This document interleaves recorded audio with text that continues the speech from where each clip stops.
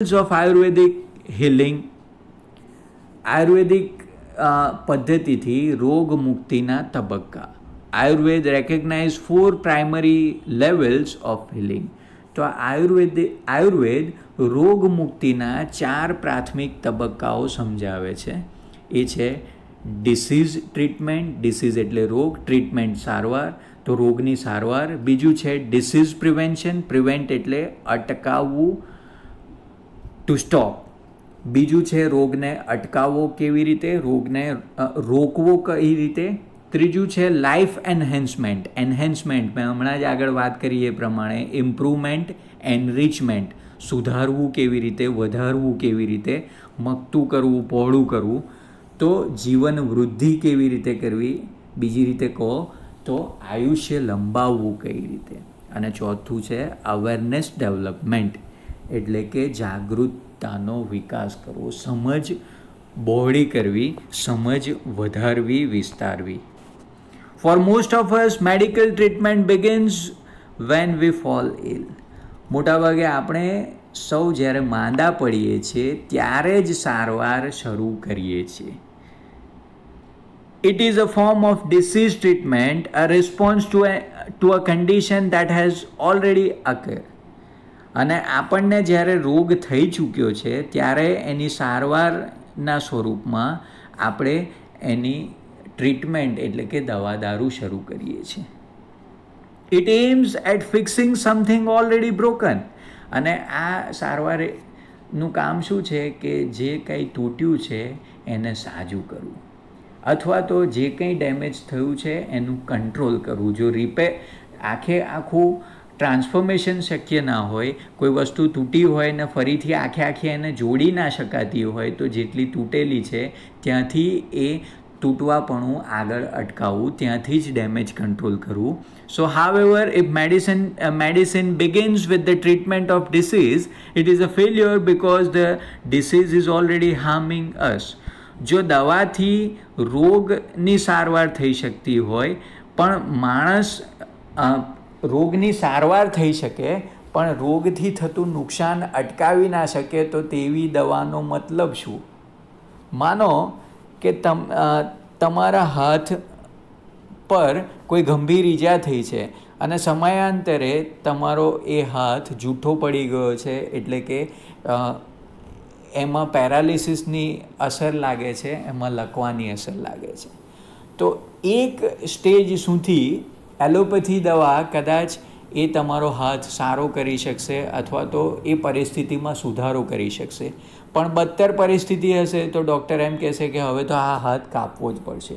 કહેવાનો મતલબ કે જે તકલીફ થઈ છે એ તકલીફનું નિવારણ નથી, પણ આ એક પ્રકારનું ક્વિક ફિક્સ છે, એક પ્રકારનો ઝડપથી એનો નિવેડો લાવવાનો એક રસ્તો છે. અને એ આ ટ્રીટમેન્ટની, આ સારવારની નિષ્ફળતા ગણી શકાય.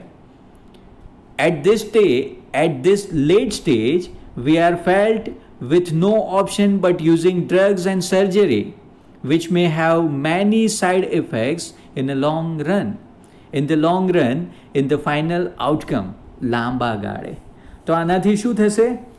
આ તો અંતિમ તબક્કો છે, છેલ્લો તબક્કો છે કે જ્યારે આપણી પાસે દવાઓ અને શસ્ત્રક્રિયા એટલે કે સર્જરી સિવાય બીજો કોઈ વિકલ્પ બચતો નથી, અને લાંબા ગાળે આની આડઅસરો પણ થાય છે.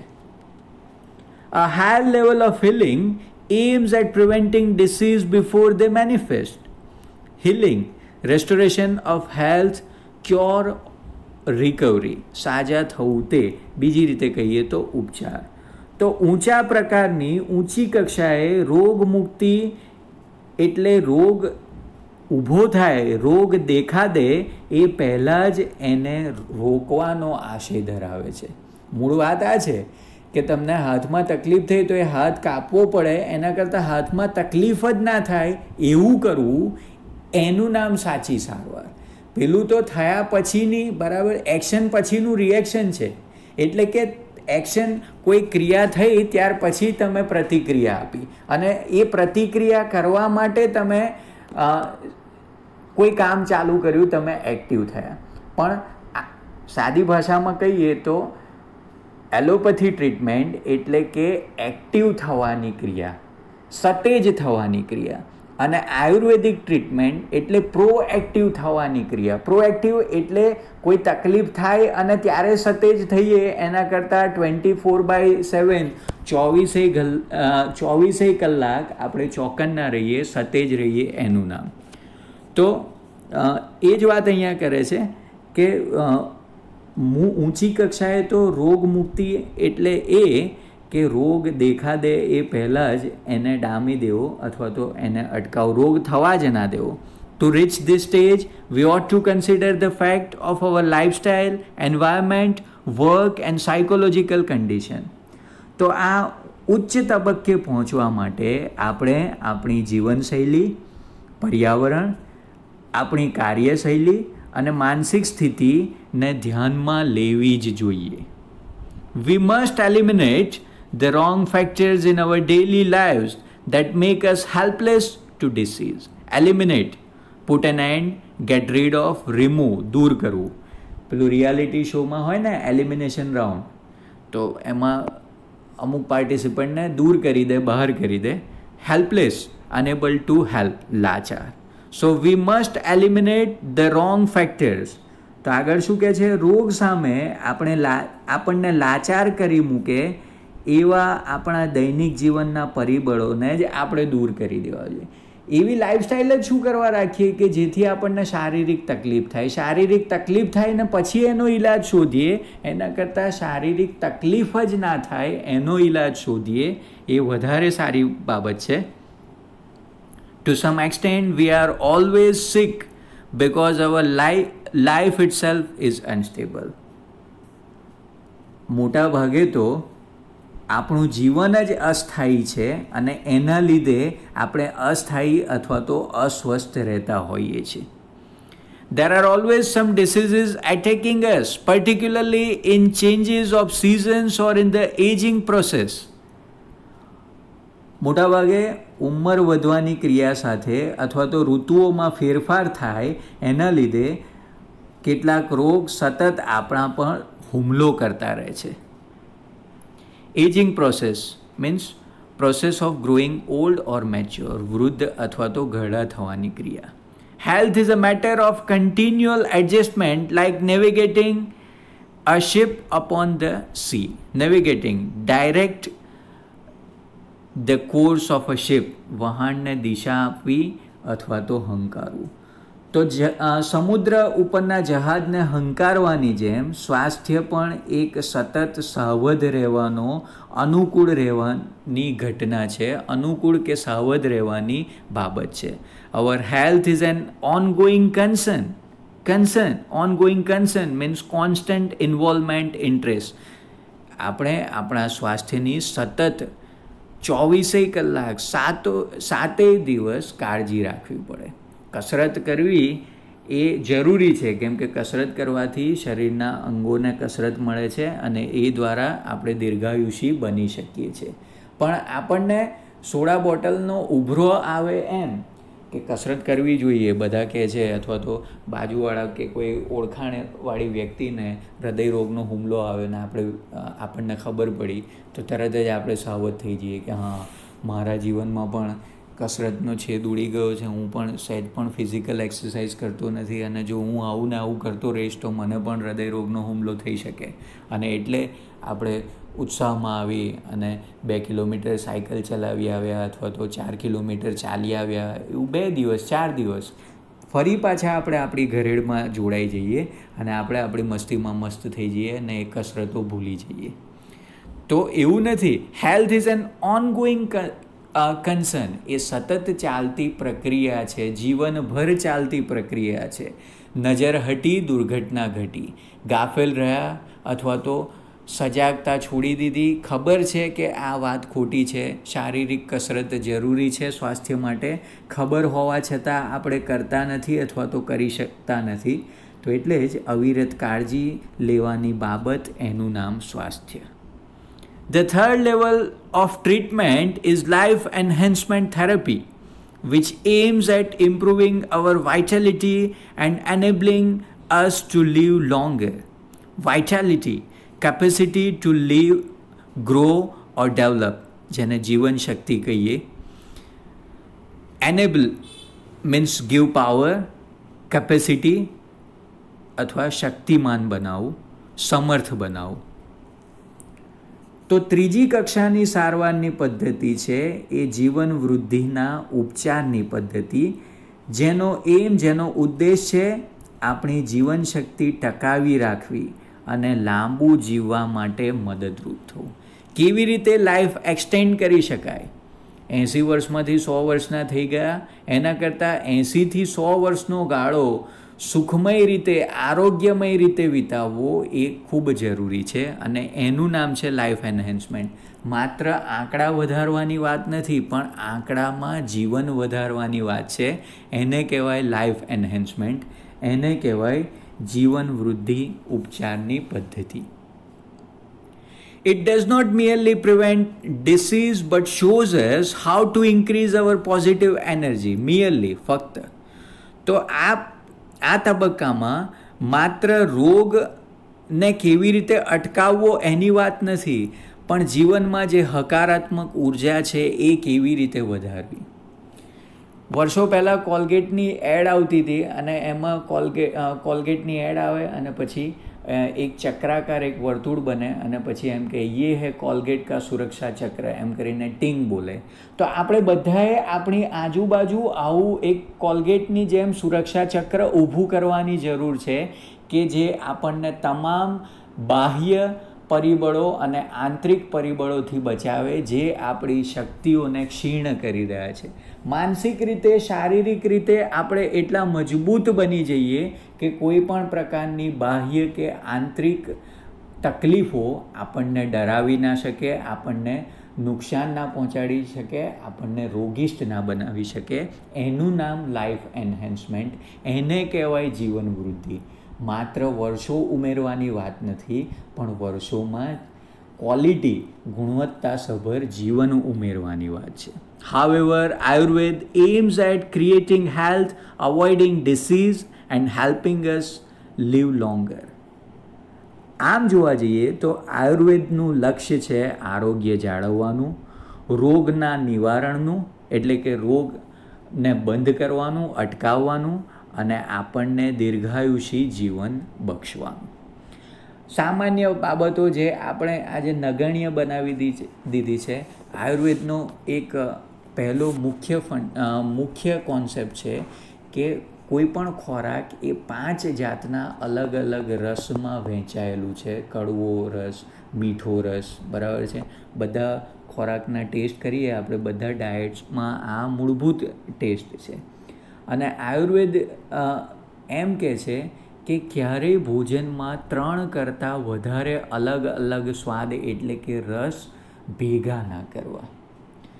દૂધ સાથે મીઠું ભેગું ના કરવું, ફળ સાથે દૂધ ભેગું ના કરવું, એટલે કે જે ફ્રૂટ સલાડનો કોન્સેપ્ટ છે એ સૌથી ઘાતક છે સ્વાસ્થ્ય માટે.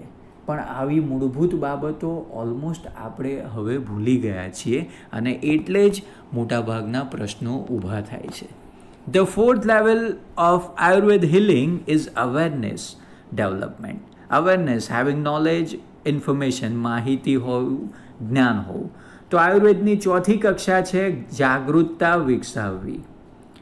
This requires spiritual approach to life. અને આ થોડી ઊંચી બાબત છે, આ થોડી આધ્યાત્મિક સ્પિરિચ્યુઅલ બાબત છે. સ્પિરિચ્યુઅલ રિલેટેડ ટુ સ્પિરિટ, આધ્યાત્મને લગતું, આત્માને લગતું.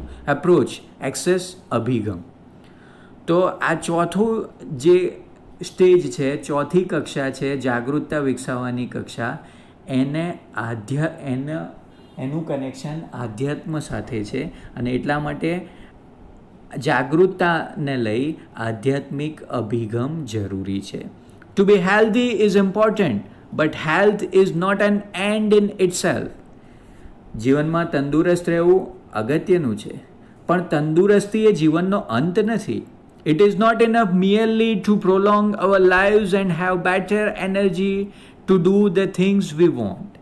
It is not enough merely to prolong, make longer, લંબાવો. માત્ર જીવન લંબાવવાની એટલે કે મેં કહ્યું એ પ્રમાણે 80થી 100 વર્ષ કરવાની વાત નથી. And have better energy to do the things we want. પણ હકારાત્મકતા, સારી ઉર્જા, સારો એટીટ્યૂડ ડેવલપ કરવાની વાત છે. We ought to consider what we are using our energy for and why. આપણે આપણી શક્તિને શા માટે વાપરીએ છીએ અને શું કામ તે બાબતો આપણે ધ્યાનમાં લેવી જોઈએ. The quality of our awareness is the real fruit of all that we want. આપણી જાગૃતતાની ગુણવત્તા એ જે આપણે કરી રહીએ છીએ, આપણે જે કરી શકીએ છીએ એ આપણી સાચી ઉપલબ્ધિ છે, એ આપણું સાચું ફળ છે. It is our ultimate expression, the essence of who we really are. Ultimate, finally. Essence, the greatest importance, જેને સત્વ કહીએ. મૂળ વાત જ આ છે. મેં આગળ પણ કહ્યું એમ કે મનને શાંત રાખવું હોય તો ગમતી પ્રવૃત્તિ કરીએ, સર્જનાત્મક પ્રવૃત્તિ કરીએ, જેથી મનને સંતોષ મળે. અને સંતોષ એનું બીજું નામ જ પરમાત્મા. ભગવાન મંદિર મસ્જિદમાં નથી, પણ ભગવાન આપણને શાંતિ આપે છે, ભગવાન આપણને આનંદ આપે છે. અને ભગવાન એવું કહે છે કે હું કણ કણમાં વસું છું. એનો મતલબ કે ભગવાન આપણી અંદર પણ વસે છે. અને આપણો અંદરનો આત્મા ક્યારે ખુશ થશે? જ્યારે આપણે ગમતા કામ કરીશું, જ્યારે આપણને સંતોષની લાગણી મળશે.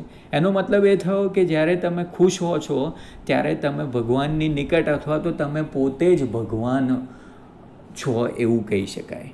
અને એટલે જ કહેવાય ને કે અહમ બ્રહ્માસ્મિ. અને એનો મતલબ જ એ કે જ્યારે તમે હકારાત્મક ઉર્જાથી છલોછલ હો, જ્યારે હકારાત્મકતાથી તરબતર હો, ત્યારે તમે પોતે જ સર્વે સર્વા તમે ઈશ્વર છો એવી અનુભૂતિ કરો.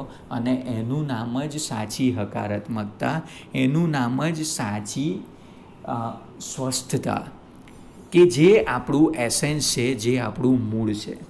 Our awareness is the only thing we can take with us until we die. અને આ જાગૃતતા છે, આ સમજણ છે, એ જ એક એવી વસ્તુ છે કે જે આપણે જીવન પર્યંત, આપણે મૃત્યુ ન પામીએ ત્યાં સુધી આપણી સાથે રહેશે. It continues to grow even when the body and mind decline. અને જો આ સમજ આપણામાં આવી જશે તો શરીર અને મગજ એ સમય જતાં નબળું પડશે, પણ આ સમજ શક્તિ ક્યારેય તમને નબળા નહીં પડવા દે. સ્ટીફન હોકિન્સના જેવું કે શારીરિક રીતે એ અક્ષમ હતા, એક જગ્યાએથી બીજી જગ્યાએ જઈ શકે તેમ ન હતા, વ્હીલચેરમાં જ ફરતા હતા. અને એ મોટાભાગે એમની મોટર સ્કિલ, એટલે કે હાથ પગ ચાલતા પણ ન હતા. તેમ છતાં એમણે બ્રહ્માંડના રહસ્યો એવા બ્લેક હોલ થિયરી અને આઇન્સ્ટાઈનના ની અઠંગ થિયરી, જે મૂળભૂત વાતો છે એને પણ ચેલેન્જ કરી. શા માટે? કેમ કે એમની જાગૃતતા, એમનો સાઉલ એ ઉજાગર હતો, અંદરની ચેતના એમની જાગૃત હતી. Thus, it is our greatest aid in the aging process. તો ઉંમર વધવાની પ્રક્રિયામાં આપણો સૌથી મોટો સહારો છે આપણી સભાનતા. કે મેં કહ્યું એ પ્રમાણે કે ડાયાબિટીસ છે અને ગળ્યું ભાવે છે, તો અતિશય ગળ્યું ખાધા કરતાં એક પ્રમાણસર, કે જે શરીરને નુકસાન ના પહોંચાડે એટલું ખાવું યોગ્ય છે. નહીં તો પહેલાંમાં એવું થાય કે સંપૂર્ણ બંધ થઈ જાય. સોનાની મરઘી જેવું, કે સોનાની મરઘી એક ઈંડું આપતી હતી, તો એના માલિકને એક દિવસ લાલચ થઈ કે આ સોનાની મરઘી સોનાનું રોજ એક ઈંડું આપે છે, તો હું મરઘીને મારી નાખીશ તો એના પેટમાંથી તો અઢળક ઈંડા નીકળશે. પણ એવું કશું થયું નહીં. તો આ પણ એવી જ વાત છે કે ઉંમર વધવાની પ્રક્રિયામાં જો સૌથી મોટો સહારો હોય તો એ આપણી સમજ, આપણી જાગૃતતા, કે આપણું શરીર કેવી રીતે કામ કરે છે, અને એની સામે આપણે રોગમુક્ત કેવી રીતે રહી શકીએ. This is the ultimate goal of Ayurved. આ આયુર્વેદિક દવા એટલે કે આયુર્વેદનો અંતિમ ધ્યેય છે, which aims at releasing us from all sorrow and suffering. અને આ આયુર્વેદનો અંતિમ ધ્યેય છે, જે તમામ માનસિક દુઃખ એટલે કે વિષાદ, અનરેસ્ટ આગળ શબ્દ હતો એ, અને પીડામાંથી આપણને મુક્ત કરાવે છે. True awareness is the ultimate cure for all psychological disorders. તમામ માનસિક ગરબડો એટલે કે રોગનો અંતિમ ઇલાજ એટલે એની સાચી જાગૃતિ, સાચી સમજણ. But to understand it we must first look into the mind and its function. પણ આ જાગૃતિ સમજવા માટે સૌથી પહેલાં આપણે માણસના મન અને એની કાર્યશૈલી તપાસવી પડે, એની કાર્યશૈલી સમજવી પડે. In this direction our journey proceeds means to go ahead, ચાલુ રાખવું, આગળ વધવું. અને આપણે અત્યારે જ્યાં છીએ ત્યાંથી જ એની શરૂઆત કરવી બહેતર છે. અને આ યાત્રા, સમજણ હંમેશા વિકસતી જ રહે, એ ક્યારેય અંત ના આવે. જ્ઞાન અખૂટ ભંડાર છે, જે ક્યારેય ખૂટતો નથી, જે ક્યારેય અટકતો નથી. અને જ્યારે અટકી જાય એનું નામ જિંદગી ના કહેવાય. એમનેમ થોડું કહ્યું છે, જો ચલતી है उसी का नाम जिंदगी कहते हैं, जो रुक जाए तो उसे जिंदगी नहीं मौत कहते हैं. આપણા શરીરમાં લોહીનું પરિભ્રમણ થાય છે. પગના અંગૂઠાથી ખોપડી સુધી, મગજ સુધી લોહી ઉપર તળે થયા કરે છે, બ્લડ પ્રેશર ચાલે છે, હાર્ટબીટ્સ ચાલે છે, અને એટલે આપણી જિંદગી ચાલે છે એવું કહેવાય. જે સમયે આ હાર્ટબીટ્સ અટકી જશે, જે સમયે આપણું આ